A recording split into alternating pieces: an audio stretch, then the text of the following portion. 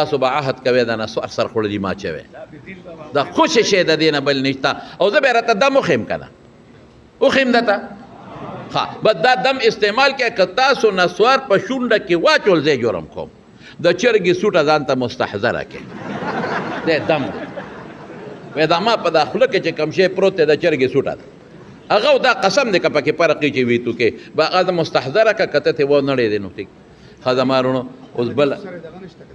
او که نه په خوله کې هلته قال رسول الله دلته کې په میاشت کې یا په شل ورځې کې یو ځل صفایي مهم کوو زه په خپله چې دلته کله صفایي مهمې تپوس د طالبانو نه وکئ حضرت صاحب دی وایي ناظم صاحب نن صفایي ده زه په خپله ورسره لاړ شم جارو راوالم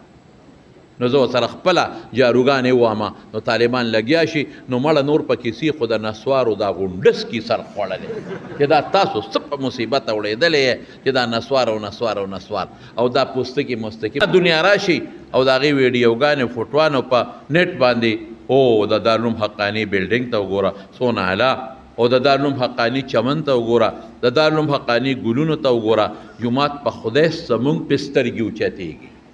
مونږ سټ اوچت اوچت کوو داسې داسې کوو چې دارالعلوم حقاني وګوره څونه ښه تصویر راغلی دی چې تا پکې هلته د مالټو د کیلو پوستکي غورځولې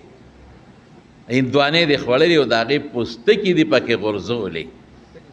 او بوتل یې اوس کې د پیپسي او د کوکا کولا او هغه بوتل یې هم پکې غورځولې وي ماشاءالله او بیا د خولې نم مبارک او اعلی نسوار شریف هم پکې ګیډې غورځولې وي څومره خوند کوي دا پوستکي څونه خشته لګي دا پوستکي چې پکې تاسو غورځولي دې ځان له رونق پیدا که دې د کوکا کولا بوتلو پکې ځان له رونق پیدا که ای د خدای بندگانو طالبان طهور شطر الایمان تاسو خو پوره کتاب الطهارت وې نو د مدرسې به پوره خیال ساتئ د صفایۍ او دوی خو یې درته په نرمۍ وایي دا خو ډېر مبارک خلک دی او ستاسو قدر کوي عزت کوي خیر مقدم مرحبا مونږ هم درته وایو خو صاحبه زه خو یو بل سوچ لرم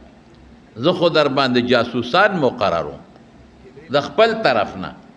او کیمرې هم شته خو زه به په دې طالبانو کې اوسو جاسوسان مقرروم او که ما ته پته ولګي چې کم طالب په دې چمن کې غول کړي دي دا غول دي کنه دا غول دي غوله چې کم طالب العلم په دې چمن کې غول کړي دي چې د کیلې هغه پوستکي مې ورله په دا مخ پورې ونه مګر نو ته به یاد وساتې او بس کیمرې وي بس ما ته وښایه ما ته وښایه دا کونټه ما هم دیله ساتلې ده دغې خلکو له چې دا څوک د مدرسې حسن خرابوي چې څوک دا جنت ماحول راته ګنده کوي دا خو جنت دی دا خو دوزخ نه دی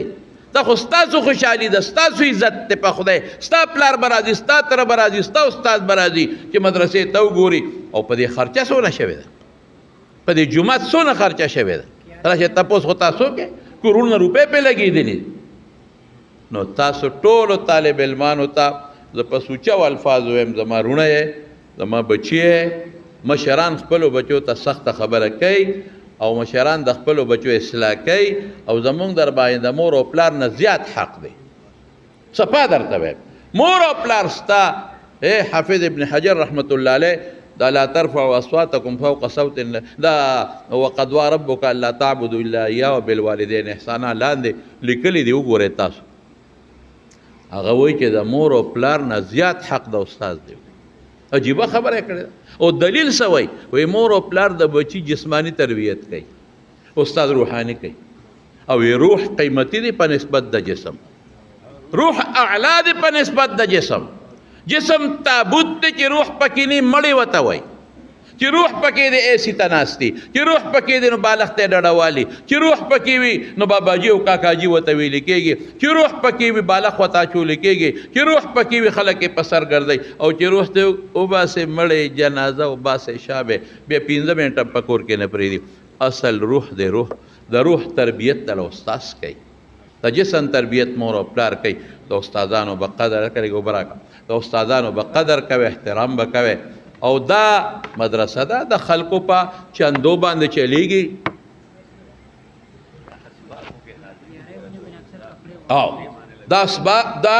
خلکو په چندو چلیږي احتیاط وکوي دوی راته ایثار ووی یو ځل صفایي مهم کو زه په خپله چې دلته کله صفایي مهمې تپوس د طالبانو نه وکئ حضرت صاحب دی وایي ناظم صاحب نن صفایي ده زه په خپله ورسره لاړ شم جارو راوالم نو زه ورسره خپله جاروګانې ووامه نو طالبان لګیا شي